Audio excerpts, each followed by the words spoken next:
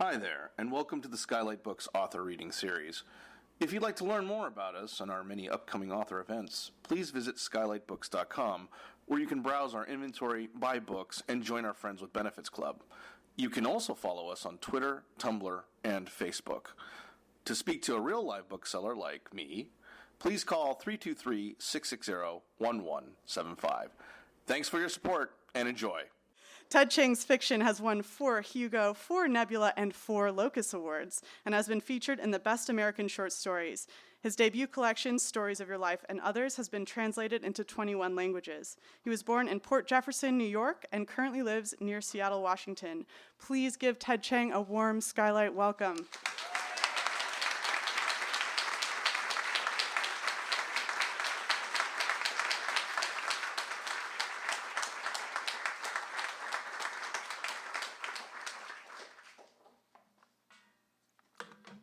Hey everybody, thanks for coming out. So I'm gonna try and do give a talk with a slide presentation. So hopefully this will all work out.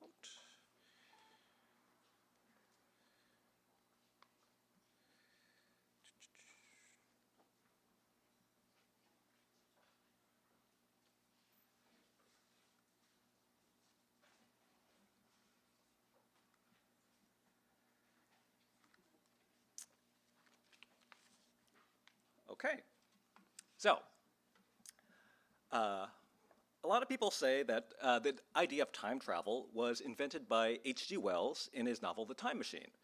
And they note that it's curious that prior to the publication of that novel, no one ever wondered about the possibility of traveling through time. After all, it's very common for us to wish that we could revisit a moment in our past and do things differently.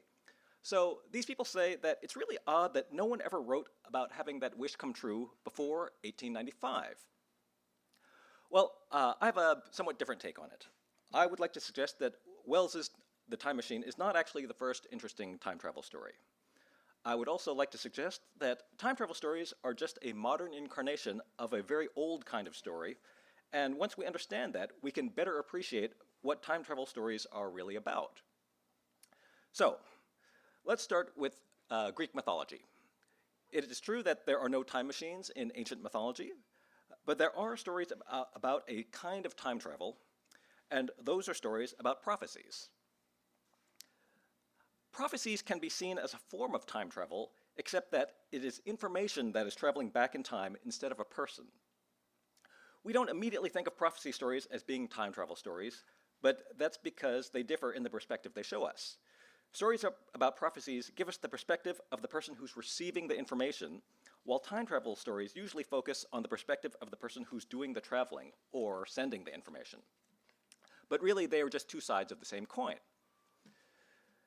The important thing to note is that in Greek mythology, prophecies never help anyone avoid a terrible outcome. Take the myth of Oedipus. When Oedipus is born, it's prophesied that he will kill his father and marry his mother, so his parents have the infant abandoned on the side of a mountain to die of exposure. When a shepherd finds him and brings him to the city of Corinth, he is adopted by the king. Later, when Oedipus becomes an adult, he consults an oracle to learn more about himself, and he himself learns that he is destined to kill his father and marry his mother.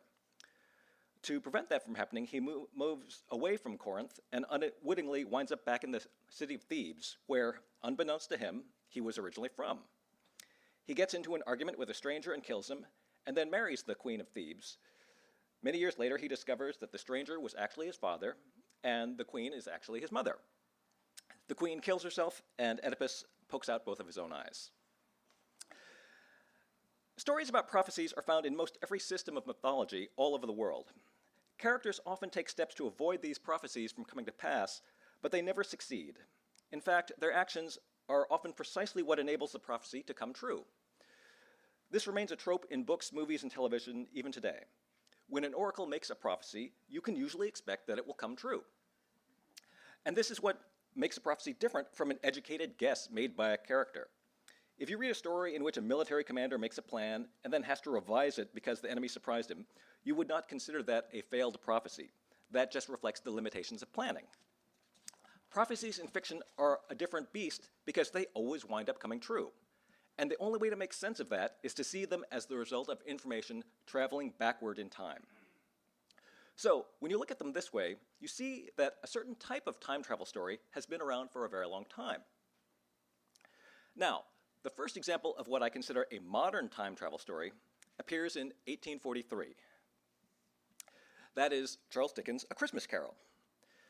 Ebenezer Scrooge is shown the future by the ghosts of Christmas yet to come, and he learns that he dies alone, that his servants steal his possessions once he's dead, that no one attends his funeral, and no one has a good word to say about him. He's horrified by this, and he asks the ghost, "Are these the shadows of the things that will be, or are they shadows of things that may be?"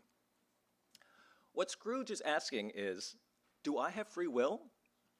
He doesn't want the future he has witnessed to come to pass, and so when he returns to the present, he resolves to change his ways and become a better person. Scrooge has received a prophecy, he takes steps to keep it from coming true, and, this is the crucial part, he is successful. I believe this is the first time this happens anywhere in literature. And this is why I think of A Christmas Carol as the first real time travel story, because Scrooge was able to use information from the future to prevent that future from coming to pass. This is also why I think H.G. Wells' The Time Machine is not so interesting. Not only does it come 50 years after A Christmas Carol, but it doesn't really engage with the possibility of changing the past or future at all. The time traveler is an entirely passive observer. In the novel, the time traveler befriends a woman from the future named Weena, but she is later killed in a forest fire. It never occurs to the time traveler that he could use his time machine to save her. Nor does the time traveler, upon returning to Victorian England, try to do anything to prevent the future that he has seen from coming to pass. The time machine is notable for proposing the idea that society might devolve, but it completely ignores the potential of time travel. So, what happens between Oedipus Rex and A Christmas Carol? I think the difference is that in the modern world, the majority of people believe in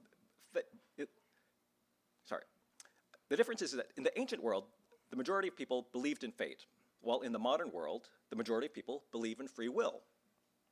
The ancient Greeks would not have been receptive to A Christmas Carol because it wouldn't have been aligned with how they understood the universe to work. It's only when the idea of free will is widely accepted that a story like A Christmas Carol becomes possible. This helps us to understand the shift from prophecy stories to time travel stories. If you believe in fate, if you believe that you have a destiny that you won't be able to escape, then it makes perfect sense that there aren't time travel stories as we typically envision them today. Because if you don't think you can change the future, it certainly would not occur to you that you might be able to change the past. However, once you believe that you can act on prophecy to avoid an undesirable future, then it's possible to contemplate the idea that maybe the life you're currently living isn't the only possibility available to you. Belief in free will is what makes modern time travel stories, stories about changing the past, comprehensible. I'm going to use these two stories, Oedipus and A Christmas Carol, as my models for two categories of time travel stories. The first category is stories in which it's not possible to change the past. This corresponds to the prophecy being fulfilled because your fate is unavoidable. The second category is stories in which it is possible to change the past. This corresponds to the prophecy being averted because you have free will. So, for examples of these two categories, I'm going to look at some popular time travel movies. And we will start with the classic time travel movie, Back to the Future. In the beginning of the movie, Marty McFly's family does not have very good prospects. His dad is constantly bullied, his mom is an alcoholic, and his siblings have menial jobs.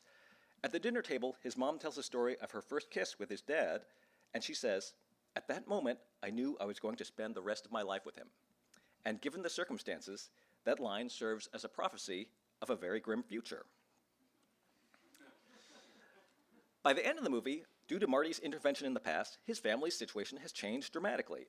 His father is confident, his mother is happy, his siblings are upwardly mobile. Their future is bright.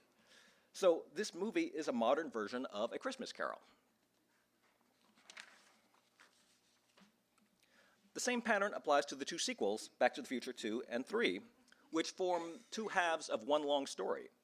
In this story, what needs changing isn't Marty's family, but Marty himself. In Back to the Future 2, we see that Marty's life in the future has been ruined because of a personality flaw. He acts recklessly whenever someone calls him a chicken. He has ruined his hand in a car accident after a friend dared him to race and lost the ability to play guitar as a result. Then he loses his job after a coworker dares him to engage in illegal activity. But by the end of Back to the Future 3, Marty has learned better. He has changed his ways. He is mature enough to ignore people who call him a chicken, and the future where he lost his job is erased. His future isn't written yet. Like Ebenezer Scrooge, he has become a better man. By comparison, the first Terminator film suggests that it is not possible to change history. Sarah Connor learns that humans and machines are at war in the future. And while Skynet is trying to change history by John Connor, the movie ends with the strong suggestion that the war between humans and machines is inevitable. At the end of the movie, a character says, "There's a storm coming," and Sarah Connor replies, "I know." Interestingly, Terminator 2 is a sequel that reverses the message of the first film. The movie again starts with a bleak vision of the future, but the rest of the film is a refusal of that vision. Sarah Connor is reminded that there is no fate but what we make, and by the end of the film, the war with the machines has been avoided. The future is an open road that could lead anywhere.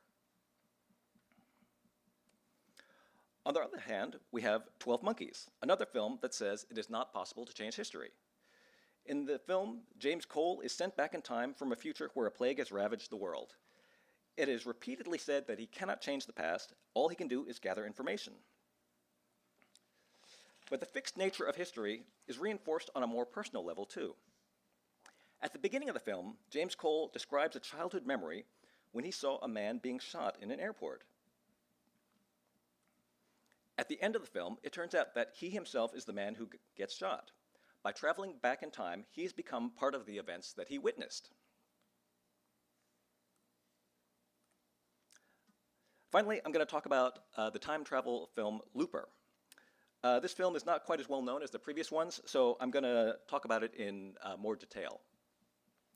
Joseph Gordon-Levitt and Bruce Willis play the younger and older versions of the same character named Joe. Joe is an assassin, and he explicitly attributes this to the fact that he grew up without a mother and spent most of his life in the criminal underworld.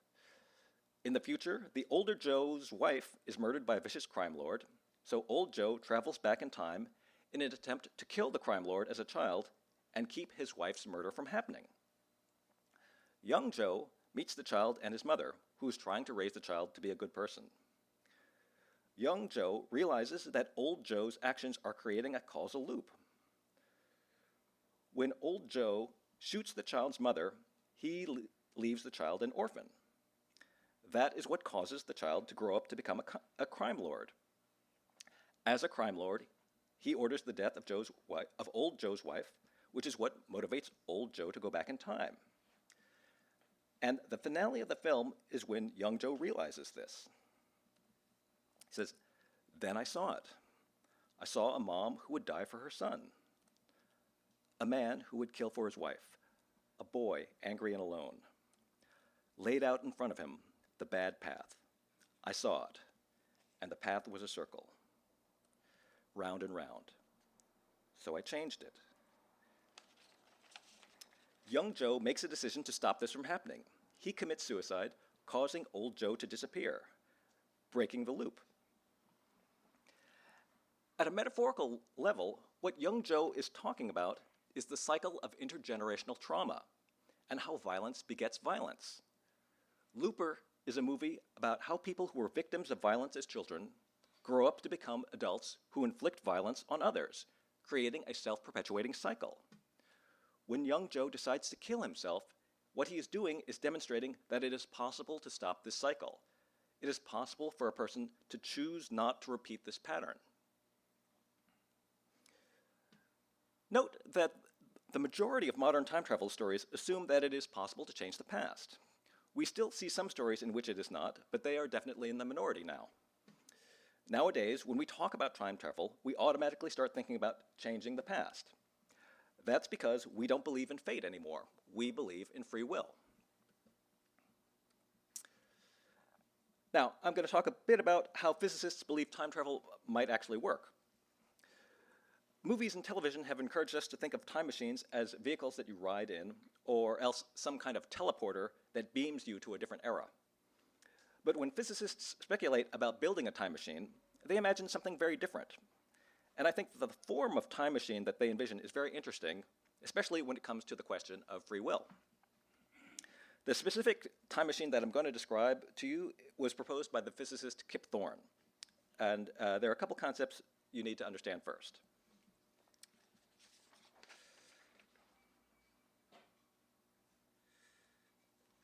The first one is time dilation.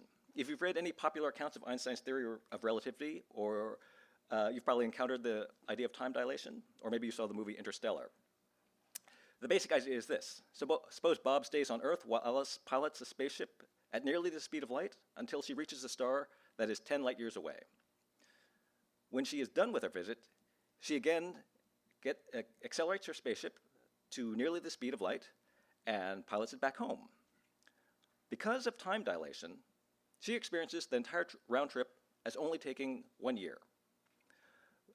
But when she returns to Earth, she finds that 20 years have passed, and Bob has aged far more than she has.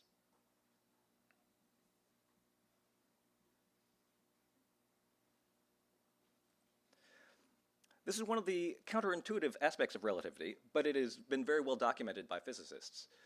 Radioactive particles decay more slowly when they are traveling at high velocities. Atomic clocks need to be recalibrated when they're in motion. So we can say with certainty that time does indeed slow down for an object that is moving near the speed of light.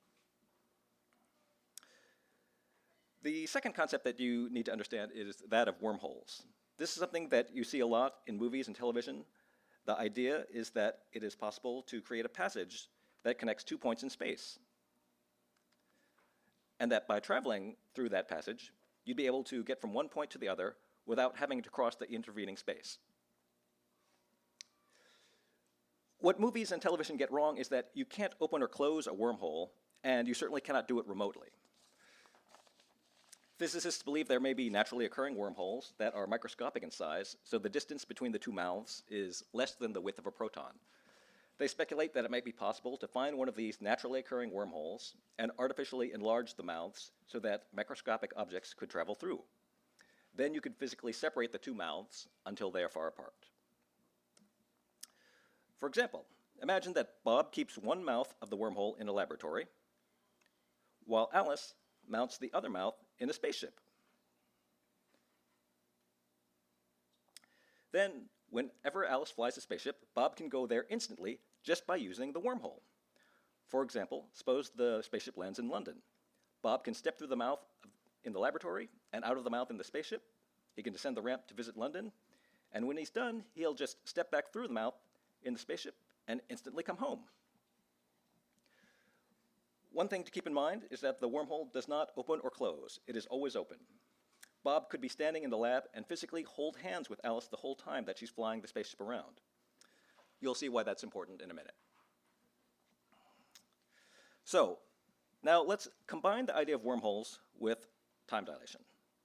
We have one mouth of the wormhole in the lab and the other in a spaceship, and now Alice flies it at nearly the speed of light and travels to a star that's 10 light years away.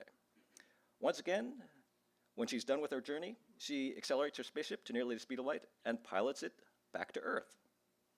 As before, the whole journey takes 20 years, but because of time dilation, Alice experiences the round trip as taking only 1 year. And since the wormhole is open the whole time, Bob can watch the journey as it happens, so it only takes 1 year for Bob too. So, Alice lands on the lawn in front of the laboratory and sees a crowd celebrating her return. And from his position in the lab, Bob can look through the wormhole and see that celebration.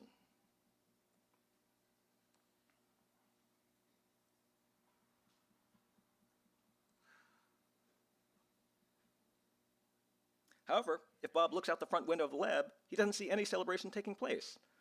The front lawn is empty because the round-trip journey takes 20 years and only 1 year has passed on Earth. It will be another 19 years before the spaceship gets back. But if Bob enters the mouth of the wormhole that's in the lab, he'll step out of the mouth of the wormhole that's on the ship, and from there he can see the welcome home celebration that has been prepared for Alice. We have created a time machine that connects 2 points in time 19 years apart. When you step through the wormhole from the lab to the spaceship, you travel 19 years into the future. The wormhole makes it possible to experience time dilation without having to travel yourself.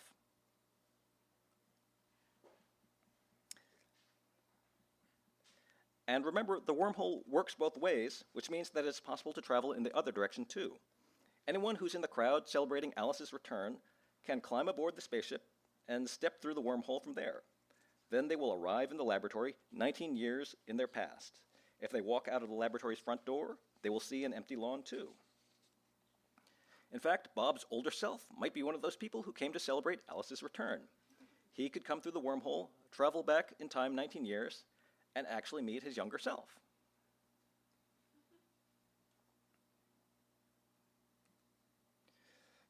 So one of the cool things about this form of time travel is that it resolves certain questions that come up when you imagine a time machine as a vehicle or a teleporter.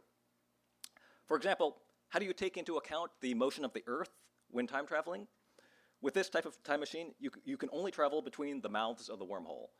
Wherever the mouth is where you come out. So that problem is handled automatically. Another question that is often asked is, if time travel is possible, why haven't we already been visited by travelers from the future? The answer is, you have to build the time machine before you can be visited by time travelers. Until you've put a wormhole onto Alice's spaceship and sent it on its journey at near light speed, you can't be visited by any time travelers. The earliest date that any time traveler can journey back to is a year after Alice's ship takes off. That points to something else about this time machine. The first experience you can have with this time machine is not traveling back into your own past. Instead, your first experience is either traveling into your future or welcoming a visitor from the future. So, in a way, using this time machine is like getting a prophecy. Either you will be able to see your future self, like Ebenezer Scrooge, or you will meet someone who can tell you what's going to happen to you, like Oedipus consulting the oracle. So, then the next question is, can you change your fate? Whatever you learn about your future, is it possible for you to avoid that? In the scenario we just saw, Bob sees that his older self came to welcome Alice back from her 20-year journey in space. So now Bob knows at least one thing about his future. Can Bob decide to change that? Can Bob resolve not to be there when Alice gets back from space? Intuitively, it seems like he ought to be able to, but from a physics perspective, there is a problem. The time machine was built, in a matter of speaking, using time dilation. And time dilation doesn't take you to a possible future. It takes you to the actual future. When Alice came back from her voyage at near the speed of light, she returned to the one and only Earth. So what Bob sees through the wormhole is not one possible outcome. It is what will definitely happen to him. To use the language of Ebenezer Scrooge, he is seeing things that will be, not things that may be. That suggests that there is no way for him to skip the welcome home celebration. In terms of Einstein's relativity, this actually makes sense, because one of the unexpected consequences of relativity is that events in the future have the same status as events in the past. Normally, it's not possible to learn about those events before they happen, so it doesn't really matter. It's only when you build a time machine that you can learn about those events in advance. And the more you think about this, the weirder it gets. Suppose Bob keeps a diary in which he writes down everything that happened every day. That means Bob's older self has a detailed record of what happened to him over the last 19 years. Suppose old Bob gives young Bob that diary. Now young Bob knows what's going to happen every single day for the next 19 years. What about the days where something bad happens, like Bob breaks his leg skiing? Does he have to go skiing even though he knows he's going to break his leg? Also, old Bob presumably remembers getting the diary from himself 19 years ago. So, does that mean by making use of this time machine, Bob has removed the element of surprise from his life? These are vexing questions, but it turns out that quantum mechanics may come to the rescue. Not because quantum mechanics implies that there are multiple possible futures, but because quantum mechanics might make it impossible to build this time machine in the first place. The time machine I've described ought to work according to Einstein's relativity, but when physicists try to analyze it in terms of quantum mechanics, they discover problems, and those problems might prevent us from manipulating the mouths of the wormhole in a way that we would need in order to make a time machine. And as a side note, I'll just mention that reconciling general relativity and quantum mechanics is one of the big unsolved problems in physics. Many years ago, the physicist Stephen Hawking proposed the idea of the chronology protection conjecture, which was the idea that the laws of physics always conspire to prevent time machines from being built.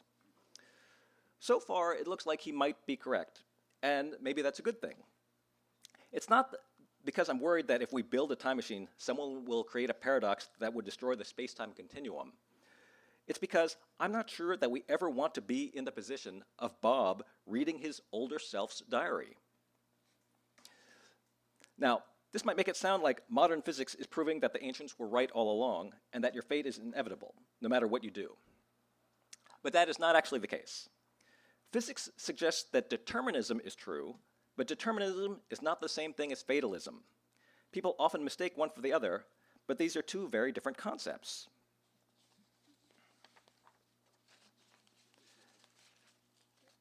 Fatalism is the idea that a specific outcome is unavoidable no matter what actions you take. It means that the choices you make don't matter. By contrast, determinism is the idea that every event is caused by preceding events. It means that the choices you make do matter. Your choices have causes, but they also have effects. The actions you take are not inconsequential. The future is a product of your decisions. I personally like it when science fiction is scientifically accurate, but science fiction can be valuable even when it is not. Time travel is almost certainly impossible in reality, but that doesn't mean that stories about time travel aren't worth telling. They can still be useful and important because of the message they carry. In ancient times, stories about prophecies, like Oedipus Rex, told people that they were prisoners of fate. Modern time travel stories are telling you that you are not. Like Ebenezer Scrooge or Marty McFly, you can become a better person. Like Sarah Connor, you do not have to accept a prediction of doom. Like Joe in Looper, you can stop the cycle of violence. We don't need to actually be able to travel in time to take a lesson from these stories. Stories about changing the past are a way to remind us that we have the power to change our lives. Time travel is a metaphor for the freedom that we already possess. Thank you.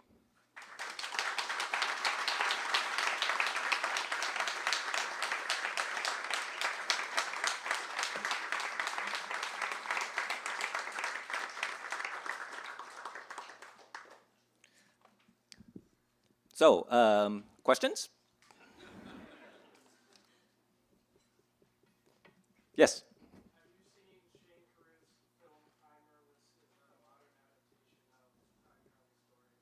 I have seen it, yes.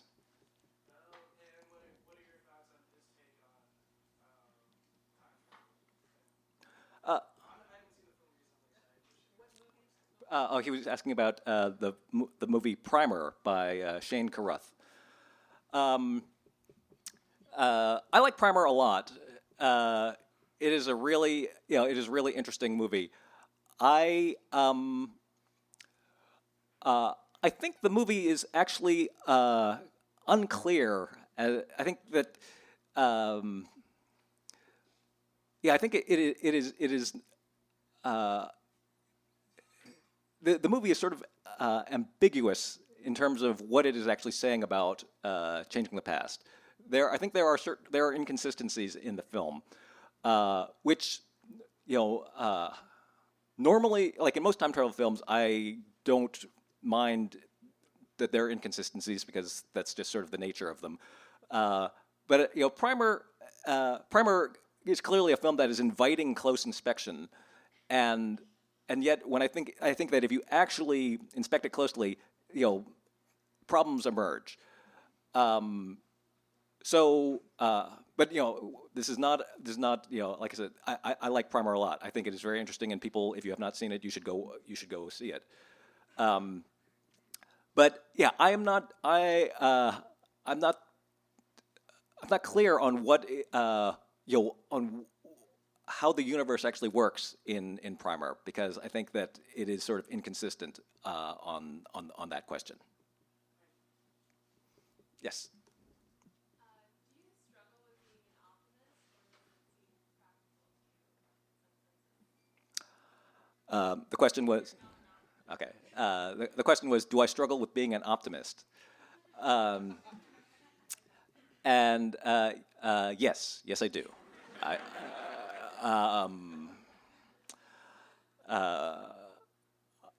I think that but probably my natural inclination is toward pessimism, and I have to really work at it. I guess in a lot of ways I am sort of engaged in a constant, ongoing effort to fight my natural inclination toward pessimism. Because I can fall into pessimism, I think, very easily, and but I don't want to be a pessimist, and so I try to I try to make the case for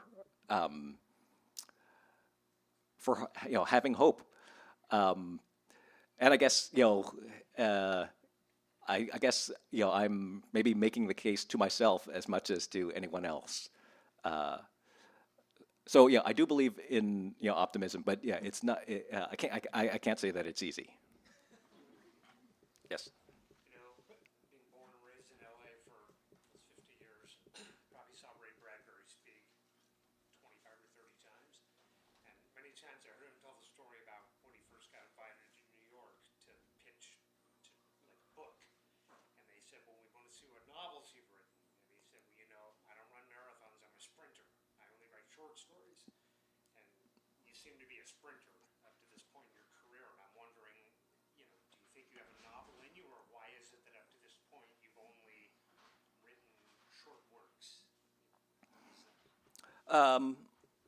Well, I guess I think they are. I think the sprint and marathon comparison, I think, is a reasonable one. The industry is definitely geared toward novels, and not just the industry, but our culture is sort of puts a lot of emphasis on novels. But I guess I think we don't need to think of novels as the real thing and short stories as the warm up, in the same way that we don't think of marathons as the real event and sprinters are just sort of working their way up to that.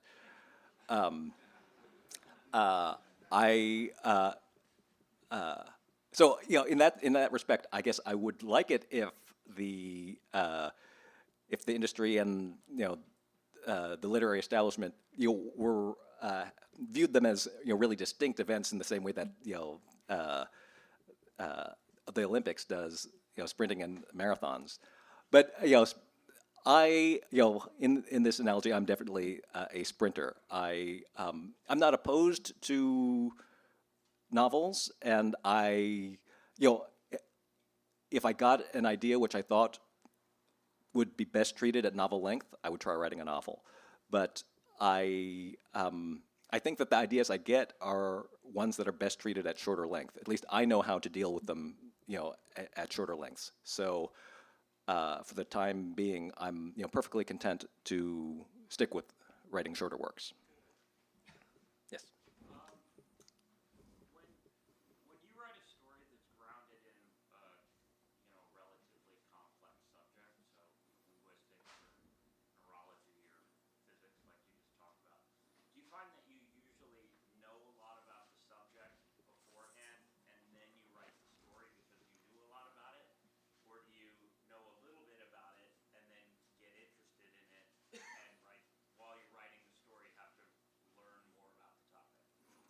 Um, I think it varies.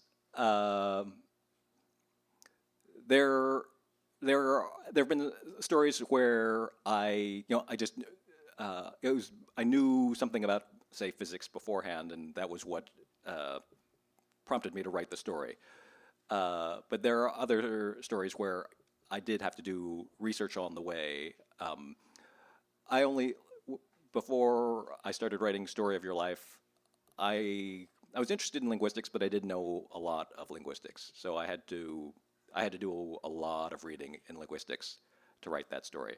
But the other, a lot of other stories, I guess I have enough I know enough about the subject that I can, or at least the idea for the story comes without me having to do more research. So yeah, I guess it depends on the subject. Yes. I don't know if this is still the case, but I know that in your past you balanced career in technical writing with writing your own fiction. And I wonder what the relationship between those different forms of writing has been, and also what it's like has been like to be a working writer who presumably goes home or before going to work is also writing fiction, and if there's if it's using sort of the same part of your brain, and if that's has been challenging. And again, I don't know if this is still the case, maybe at this point you're just writing fiction. Okay, so um, with regard to yeah, do they what is it like to try and write at a day job and then write fiction? Uh, yes, I was actually not good at that.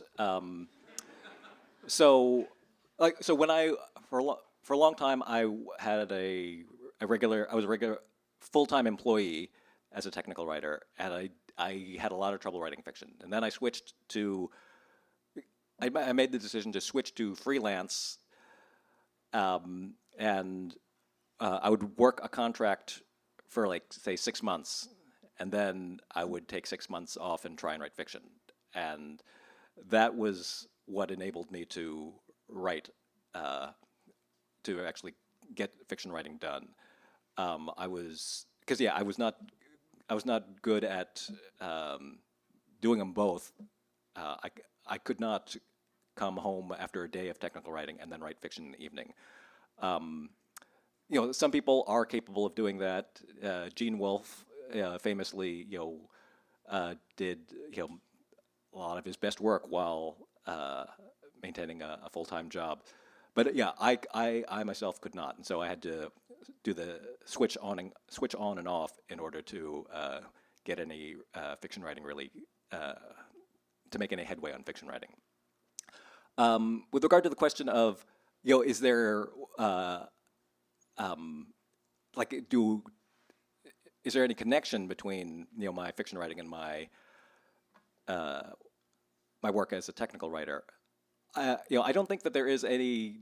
I don't think there's a direct connection, but I did become aware that I think one of the things that led me to become a technical writer was the fact that I was really interested in good explanations. I think that a really clear explanation can be not just useful but beautiful, and I guess I'm very interested in the idea of conveying a concept clearly, and I think that interest is visible in my fiction writing, and so that interest is what led me to become a technical writer. So I think that there is that connection between the two, but it has more to do with why how I got into both, not so much a connection after I did both. First, thank you. I'm an audiobook narrator. You have literally gotten me work.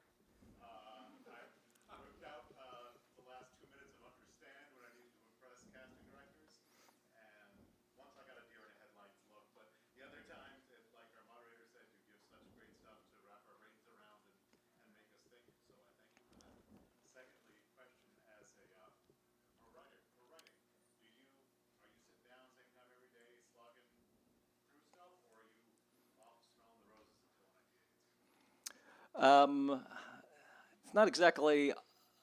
I wouldn't say it's exactly either of those. So obviously, I am not a prolific writer. I don't get a lot of ideas for stories, and I am reliant on sort of inspiration inspiration coming to me. So in that sense, yeah, I'm not able to, force myself to write stories. But I guess I am, fairly diligent about, sitting at a desk and thinking about story ideas, thinking about speculations, looking for just looking for things that I find interesting. So yeah, I'm not reliably cranking out the words every day, but I'm not spelling the roses either. Yes. When I would read short fiction before I read yours, I'd often get really bored with it. It was usually the kind of, sad guy walking around New York doing the New Yorker, things like that. And I think your fiction really showed me how great a form short stories and novellas can be. So thank you. But my question for you is what would be your best tips, like your most important things for people who are trying to become fiction writers themselves to know? What would be your advice for people who are trying to start careers as fiction writers? I guess probably my advice would be you have to be able to withstand rejection. You have to be able to get past the fact, you have to get used to the fact that you will write a lot of bad stories. You will be unhappy with your work, and then you will also have people telling you, yeah, not good, and you have to be able to get past that. And I'm not going to claim that it's easy. But I think one of the key things about becoming a fiction writer is persistence. Is that you have to just keep going in the face of all the sort of discouragement that some internal and some external, but that is one of the things that you have to, I think, push past. The other, and I'll, so as to not leave you with such a really downbeat piece of advice.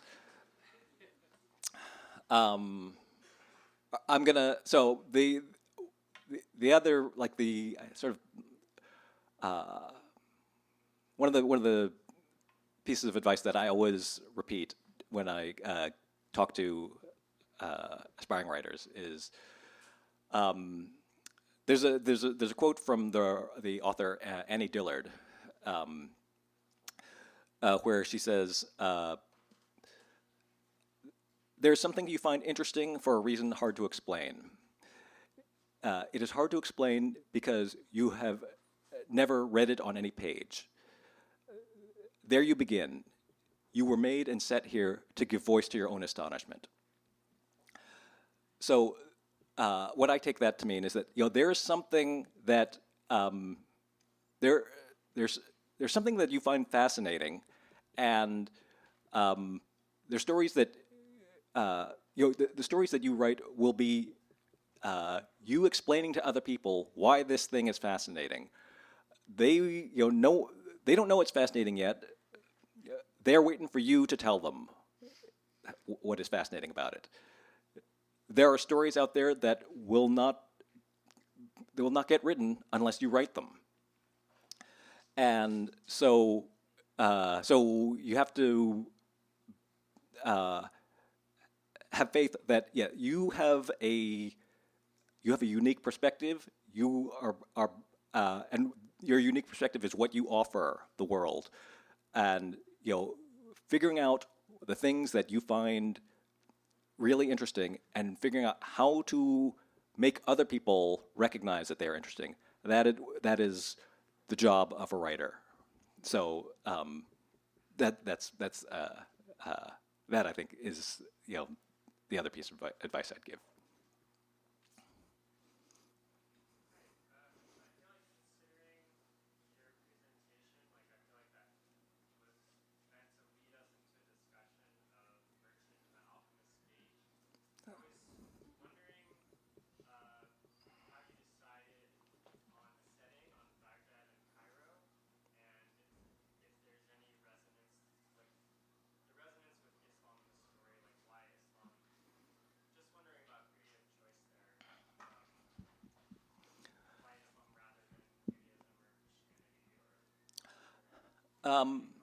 Okay, so yes, this talk does sort of lead into Merchant and Alchemist Gate, and my choice of a medieval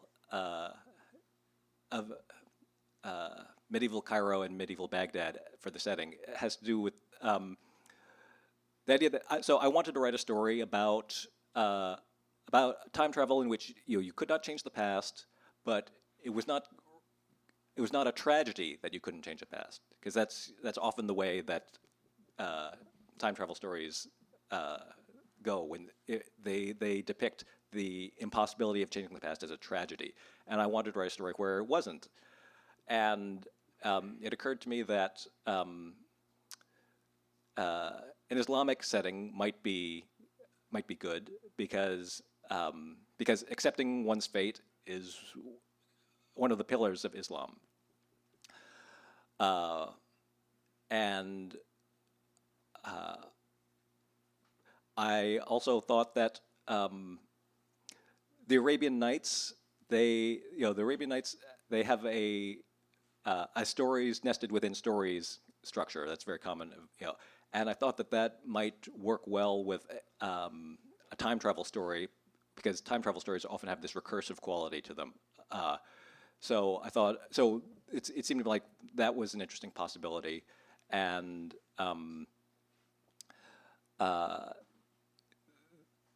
so then I guess I started imagining what a time travel story would look like if there had been one included in the Arabian Nights, in the 1001 Nights.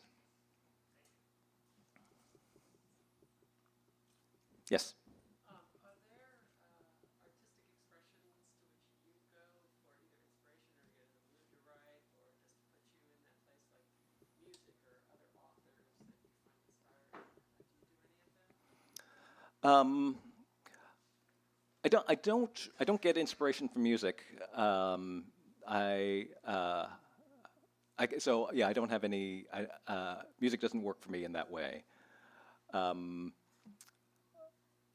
But I do. I definitely do get inspiration from reading other. I guess reading both fiction and nonfiction. But certainly, there are writers that that leave me in awe. It is definitely the case that I think the older you get, the more that you read, it becomes harder and harder to find authors who do that. But there are definitely still I still definitely absolutely do read things which which really impress me and make me think about the power of fiction. So, well, okay, so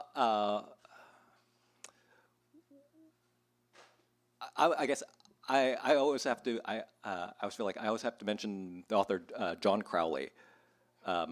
He was someone who, when I was in college, I first encountered him when I was in college.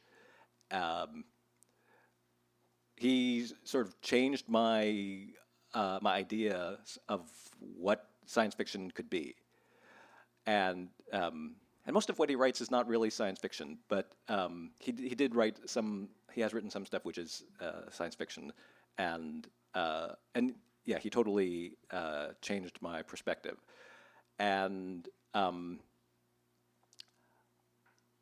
I guess I sort of live in awe of John Crowley's sentences.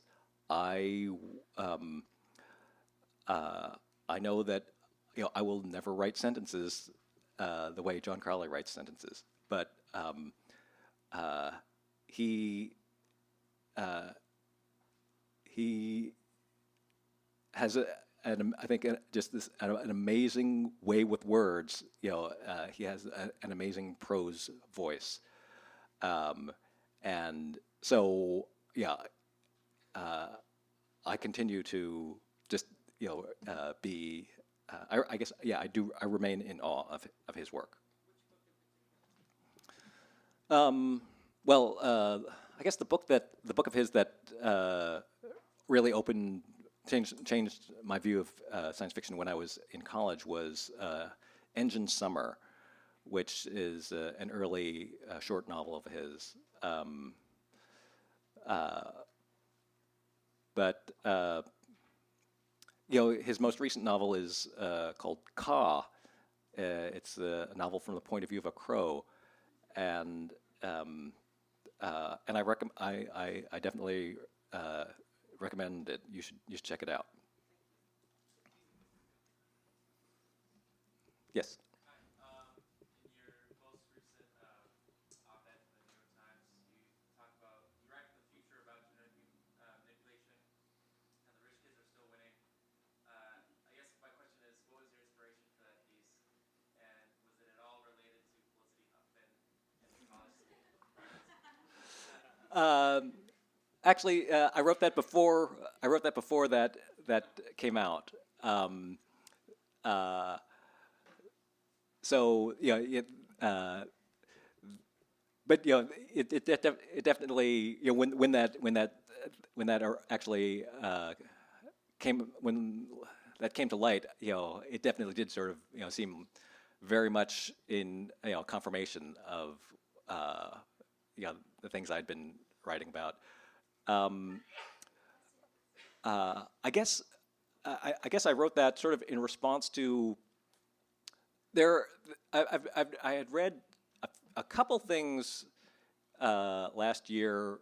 People writing nonfiction writers writing about the future, and they talked about how there would be this widening gap. This widening gap between rich and poor, but also that it would become a genetic difference because the wealthy would be genetically engineered, and thus they would be the only ones who'd be able to actually get jobs because they would be the only ones smart enough to do paying work, and regular humans would not be smart enough to get employment, and that just made no sense to me.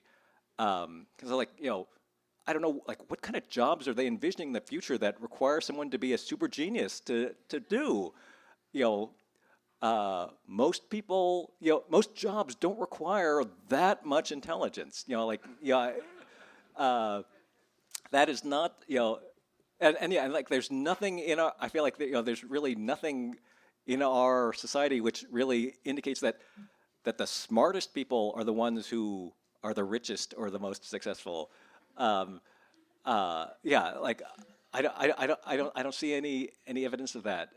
So I just started thinking about why is it that where does this idea come from that people keep thinking like, well, eventually, the rich they'll buy enhancements for their kids, and then we won't have a chance. We won't be able to compete with them. And it's like, that is not the reason you can't compete with them. It's we will not be able to compete with the children of the rich, but it's not because they're going to be super smart. So that was the inspiration for that. Okay, I think that's it. Thank you for coming.